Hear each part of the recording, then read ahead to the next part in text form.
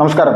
രാജ്യത്തുടനീളം ബി.ജെ.പിയുടെ membership campaign നടന്നുകൊണ്ടിരിക്കുന്ന ഒരു സമയമാണ്. 10 കോടി മെമ്പർഷിപ്പ് ബി.ജെ.പി ചേർക്കുമെന്നുള്ള രീതിയിലേക്കുള്ള ഒരു വാർത്ത ദേശീയ അധ്യക്ഷൻ തന്നെ പുറത്തുവിട്ടിരുന്ന ഒരു കാര്യമാണ്. അപ്പൊ ഈ സമയത്ത് കേരളവും ഇതിന്റെ വലിയ ഒരു ഭാഗമാകാൻ വേണ്ടിയിട്ട് പ്രയത്നിക്കുകയാണ്. 50 ലക്ഷം മെമ്പർഷിപ്പ് ബി.ജെ.പി ചേർക്കുമെന്നുള്ള രീതിയിലേക്കുള്ള ഒരു പ്രഖ്യാപനം ബി.ജെ.പിയുടെ സംസ്ഥാന അധ്യക്ഷൻ കെ സുരേന്ദ്രൻ തന്നെ പുറത്തുവിട്ടിരുന്നു. ഇതോടൊപ്പം കഴിഞ്ഞ തവണ മെമ്പർഷിപ്പ് ക്യാമ്പയിൻ നടക്കുന്ന സമയത്ത് 20 ലക്ഷത്തിന് മുകളിൽ ആളുകളെയാണ് ബി.ജെ.പിക്ക് കേരളത്തിൽ മാത്രം ചേർക്കാൻ സാധിച്ചത്.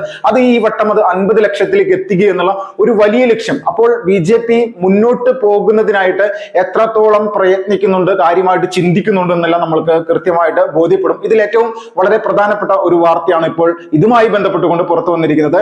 ഉപതെരഞ്ഞെടുപ്പ് നടക്കാനിരിക്കുന്ന ചേലക്കര നിയോജക മണ്ഡലത്തിലെ മുള്ളൂർക്കര പഞ്ചായത്തിൽ ഒരു പാർട്ടി ഗ്രാമം, ഇടതുപക്ഷത്തിന്റെ പാർട്ടി ഗ്രാമം ഒട്ടാകെ ബി.ജെ.പിയിൽ മെമ്പർഷിപ്പ് എടുത്ത് മുന്നോട്ട് വന്നിരിക്കുന്നു എന്നുള്ള ഒരു വാർത്തയാണ്. അപ്പോ ബി.ജെ.പിയുടെ ജില്ലാ അധ്യക്ഷനും സംസ്ഥാന ജനറൽ സെക്രട്ടറി ആയിട്ടുള്ള എം.ടി. രമേശ് അടക്കമുള്ള നേതാക്കന്മാരാണ് ഇവരെ മെമ്പർഷിപ്പ് ചേർത്തുകൊണ്ട് ബി.ജെ.പിയിലേക്ക് എത്തിച്ചിരിക്കുന്നത്. അപ്പോൾ വലിയ തരത്തിലുള്ള ഒരു പോരാട്ടം കേരളത്തിൽ ബി.ജെ.പി തുടങ്ങിക്കഴിഞ്ഞിരിക്കുന്നു. കഴിഞ്ഞ പാർലമെന്റ് ഇലക്ഷനിൽ 20% വോട്ടുകൾ നേടിയെടുക്കാനായിട്ട് കേരളത്തിൽ ബി.ജെ.പിക്ക് സാധിക്കുകയും അതോടൊപ്പം തന്നെ തൃശൂർ പാർലമെന്റ് മണ്ഡലത്തിൽ വിജയിക്കാൻ സാധിക്കുകയും ചെയ്തത് ഒരു വലിയ മുന്നേറ്റമായിട്ട് തന്നെയാണ് കാണാൻ സാധിച്ചത്. അപ്പോൾ ഈ ഉപതെരഞ്ഞെടുപ്പ് നടക്കാനിരിക്കുന്ന പാലക്കാട് നിയമസഭാ മണ്ഡലത്തിലും ചേലക്കര നിയമസഭാ മണ്ഡലത്തിലും അതോടൊപ്പം തന്നെ വയനാട് പാർലമെന്റ് മണ്ഡലത്തിലുമെല്ലാം ചരിത്രപരമായിട്ടുള്ള ഒരു മുന്നേറ്റം തന്നെ നേടിയെടുക്കുക, അതോടൊപ്പം പാലക്കാടും ചേലക്കരയും വിജയിക്കുക എന്നുള്ള ഒരു പരമമായിട്ടുള്ള ലക്ഷ്യത്തിലേക്ക് ബി.ജെ.പി മുന്നോട്ട് പോയിക്കൊണ്ടിരിക്കുകയാണ്. ഇതൊന്നും നിസ്സാരമായിട്ട് എതിർ രാഷ്ട്രീയ പാർട്ടിക്കാരായിട്ടുള്ള CPM-ഉം CPI-യും കോൺഗ്രസും ഒന്നും കാണുന്നില്ല.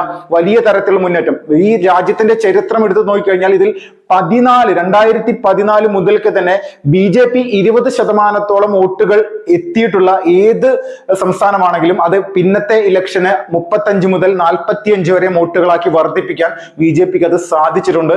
അവിടെയെല്ലാം വലിയ രീതിയിൽ തന്നെ അധികാരത്തിലെത്താനും ബി.ജെ.പി പരിശ്രമിച്ചിട്ടുണ്ട്. ബി.ജെ.പിക്ക് അത് നിഷ്പ്രയാസം തന്നെ അത് നടപ്പിലാക്കാനും കഴിഞ്ഞിട്ടുണ്ട്. ഇതിൽ ഏറ്റവും പ്രധാനമാണ് ത്രിപുര എന്ന് പറയുന്ന ഇടതുപക്ഷം ഭരിച്ചിരുന്ന ഒരു സംസ്ഥാനം. ത്രിപുരയിൽ ബി.ജെ.പിക്ക് 0 സീറ്റുകളാണ് ഉണ്ടായിരുന്നത്.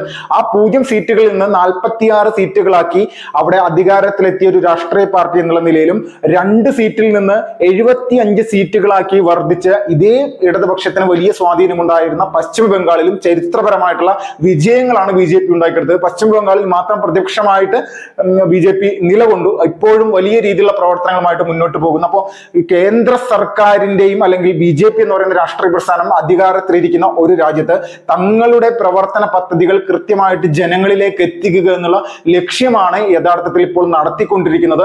ഈ ലക്ഷ്യ പൂർത്തീകരണത്തിലേക്ക് അതിന് ഏത് തരത്തിലുള്ള നിലപാടുകൾ എടുത്തുകൊണ്ടും ഓപ്പറേഷൻ താമരയോ അല്ലെങ്കിൽ ഓപ്പറേഷൻ കമലയോ, ഇപ്പൊ കർണാടകയിലേക്ക് ഓപ്പറേഷൻ കമല എന്ന് പറയുന്ന സംവിധാനമാണ് നടന്നുകൊണ്ടിരിക്കുന്നത്. അപ്പോൾ ഇങ്ങനെയുള്ള കലാപരിപാടികൾ ഏത് നടത്തിയിട്ടാണെങ്കിലും തങ്ങളുടെ സ്വാധീനം വർദ്ധിപ്പിക്കുക, ജനങ്ങളുടെ ഇടയിലേക്ക് കേന്ദ്ര സർക്കാരിന്റെ പദ്ധതികൾ പൂർണ്ണമായിട്ട് കൊണ്ടെത്തിക്കുക എന്നുള്ളതാണ് ഇപ്പോഴത്തെ ഒരു ബി.ജെ.പിയുടെ നയം. ഇതിൽ ഏറ്റവും മുഖ്യമായിട്ട് കഴിഞ്ഞ പാർലമെന്റ് തെരഞ്ഞെടുപ്പിൽ 11 നിയമസഭാ മണ്ഡലങ്ങളിൽ ബി.ജെ.പി 1-ാം സ്ഥാനത്ത് എത്തിയിട്ടുണ്ട്. അതിൽ 6 തൃശൂർ പാർലമെന്റ് മണ്ഡലത്തിലും 5 തിരുവനന്തപുരം പാർലമെന്റ് മണ്ഡലത്തിലുമാണ്. തൃശ്ശൂരിന്റെ ഒരു അവസ്ഥ എടുത്തു നോക്കിക്കഴിഞ്ഞാൽ തൃശ്ശൂർ പാർലമെന്റ് മണ്ഡലത്തിൽ മാത്രം കഴിഞ്ഞ വട്ടം അല്ലെങ്കിൽ ഈ പാർലമെന്റ് തിരഞ്ഞെടുപ്പിൽ നടന്നിരിക്കുന്ന ഒരു കാര്യം ചരിത്രപരമായിട്ടുള്ള ഒരു നിമിഷം തന്നെയാണ്. അതിലൊരു തർക്കവുമില്ല. 44 പഞ്ചായത്തുകളാണ് ആകെ ഈ മണ്ഡലത്തിലുള്ളത്. അതിൽ 34 പഞ്ചായത്തുകളിലും ബി.ജെ.പിക്ക് 1-ാം സ്ഥാനം നേടിയെടുക്കാൻ സാധിച്ചു എന്ന് പറഞ്ഞാൽ അതൊരു നിസ്സാരമായിട്ടുള്ള കാര്യമല്ല. വരാനിരിക്കുന്ന ത്രിതല പഞ്ചായത്ത് ഇലക്ഷന് 1 വർഷം മാത്രമാണ് ബാക്കി. ഈ 1 വർഷം കൊണ്ട് ഇവിടെയെല്ലാം ഏതെല്ലാം തരത്തിൽ ബി.ജെ.പി മാറ്റങ്ങൾ ഉണ്ടാക്കുമെന്നും നിരവധി പഞ്ചായത്തുകളിൽ അധികാരത്തിലെത്താനും ഇപ്പോഴത്തെ ഒരു സിറ്റുവേഷനിൽ ബി.ജെ.പിക്ക് സാധിക്കുമെന്നുള്ളതിൽ ഒരു തർക്കവുമില്ല. അപ്പോൾ ഇതിന് വേണ്ടിയിട്ടുള്ള ഒരു പ്രവർത്തന പദ്ധതികൾ എല്ലാ രീതിയിലും ഒരുക്കുകയാണ്. നിരവധി ഇപ്പോ E.P. ജയരാജൻ അടക്കമുള്ള CPM-ന്റെ ദേശീയ കാര്യകർത്താവ്, പോളിറ്റ് ബ്യൂറോ അംഗമാണല്ലോ അദ്ദേഹം, അവരടക്കം വലിയ തരത്തിൽ CPM എന്ന് പറയുന്ന രാഷ്ട്രീയ പ്രസ്ഥാനത്തിൽ നിന്ന് പുറത്തേക്ക് വരുന്നതിനായിട്ടുള്ള പരിശ്രമങ്ങൾ നടത്തുന്നു. തങ്ങൾക്ക് നിലനിൽപ്പ് എന്നുള്ള സംഭവത്തിനുപരിയായിട്ട് ആശയപരമായിട്ട് ഇടതുപക്ഷത്തിന്റെ യഥാർത്ഥ ആശയങ്ങളെ കാറ്റിൽ പറത്തിക്കൊണ്ട് പ്രവർത്തിക്കുന്ന ഒരു സംവിധാനം മാത്രമാണ് ഇന്ന് കേരളത്തിൽ കാണുന്നത്. ചുവന്ന കൊടിക്ക് പുറകിൽ ഒരു പച്ച നിറം വ്യാപിച്ചുകൊണ്ടിരിക്കുകയാണെന്നുള്ള ഒരു കാഴ്ചപ്പാട് ഇവർക്ക് എല്ലാവർക്കും ഉണ്ട്. പിണറായി വിജയനാണെങ്കിലും അതോടൊപ്പം തന്നെ പിണറായി വിജയന്റെ മരുമകനാണെങ്കിലും വലിയ രീതിയിലുള്ള പ്രാധാന്യം നൽകിക്കൊണ്ട് അദ്ദേഹത്തെ അടുത്ത മുഖ്യമന്ത്രിയായി ഉയർത്തി കാണിക്കുക എന്നുള്ള ലക്ഷ്യത്തോടു കൂടി തന്നെയാണ് പോയിക്കൊണ്ടിരിക്കുന്നത്.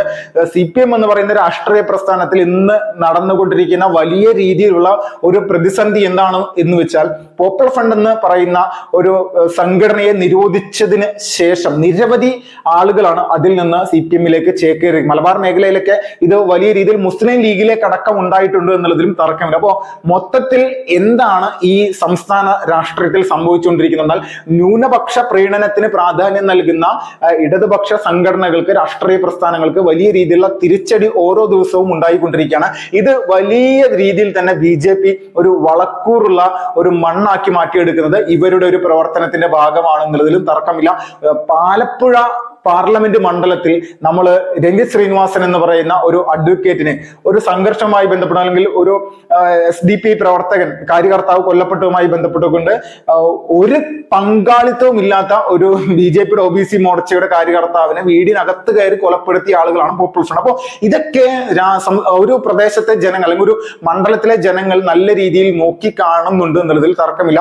1,40,48,000 മാത്രം വോട്ടുകൾ ഉണ്ടായിരുന്ന BJP ആലപ്പുഴയിൽ 2,99,500 വോട്ടുകൾ നേടിയെടുത്ത് 3,00,000 കേവലം 500ഓളം വോട്ടുകൾ മാത്രമേ ബാക്കിയുള്ളൂ. അപ്പോ ഇത് വലിയ രീതിയിൽ ഇതെല്ലാം കേരളം ചർച്ച ചെയ്യുന്ന ഒരവസ്ഥയാണ്. അതുപോലെ തന്നെ ആലപ്പുഴയിൽ SDP PFI ബന്ധം പാർട്ടിയുടെ പല അണികൾക്കും നേതാക്കന്മാർക്കും ഉണ്ട് എന്ന് പറഞ്ഞുകൊണ്ട് അവരുടെ പ്രാദേശിക ഘടകങ്ങളിലടക്കം വലിയ രീതിയിലുള്ള പൊട്ടിത്തെറികൾ പാർലമെന്റ് ഇലക്ഷനെ തൊട്ട് മുന്നോടിയായിട്ടൊക്കെ ഉണ്ടായിരുന്നു. ഇതിങ്ങനെ തുടർന്ന് പോയിക്കൊണ്ടിരിക്കുകയാണ്. ഇത് നിയമസഭാ തെരഞ്ഞെടുപ്പിലും വലിയ രീതിയിലുള്ള ഒരു തിരിച്ചടി ഇടതുപക്ഷത്തിന് ഉണ്ടാകാനുള്ള സാധ്യതയുണ്ട്. ഇത് കോൺഗ്രസിനും ഇതേ ഒരു സാഹചര്യം ഉണ്ടാകുമെന്നുള്ള തർക്കമില്ല. BJPക്ക് അല്ലെങ്കിൽ താമര ചിഹ്നത്തിന് വോട്ട് ചെയ്യാനുള്ള ഇവിടുത്തെ സാധാരണക്കാരായിട്ടുള്ള ജനങ്ങളുടെ ഒരു മടി അത് മാറിയിരിക്കുന്നു എന്നുള്ളത് തൃശ്ശൂരിലൂടെ നമ്മൾക്ക് കാണാൻ സാധിക്കും.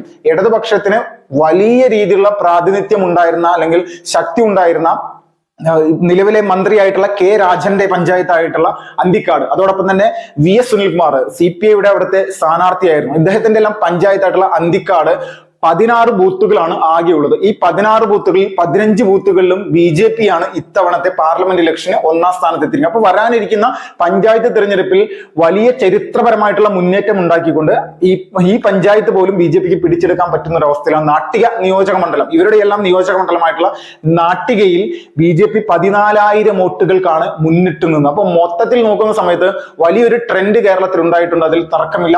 സോഷ്യൽ മീഡിയയിലും അതോടൊപ്പം തന്നെ BJPയുടെ ബൂത്ത് തല പ്രവർത്തകർ നടത്തിക്കൊണ്ടിരിക്കുന്ന വളരെ ആവേശകരമായിട്ടുള്ള പ്രവർത്തനങ്ങളാണ് ഒരു പാർട്ടി ഗ്രാമം അടക്കം BJPയിലേക്ക് വരുന്നതിനായിട്ടുള്ള ഒരു സാഹചര്യം ഒരുങ്ങിയത്. അപ്പോൾ BJPയുടെ സംസ്ഥാന ജില്ലാ കാര്യകർത്താക്കൾ കൃത്യമായിട്ട് ഇതുപോലുള്ള പ്രവർത്തനങ്ങൾ നിരീക്ഷിച്ചുകൊണ്ട് ഒരു 5 വർഷങ്ങൾക്ക് മുന്നേ പ്രവർത്തിച്ച BJP അല്ല ഇന്ന് കേരളത്തിൽ എന്നുള്ളതിൽ ഒരു തർക്കമില്ല. വലിയ തരത്തിലുള്ള ഒരു മാറ്റങ്ങൾ മൊത്തത്തിൽ ഉണ്ടായിരിക്കുന്നു. ഇത് ദേശീയ നേതൃത്വത്തിന്റെ കൃത്യമായിട്ടുള്ള ഇടപെടൽ ഇതിലുണ്ട്.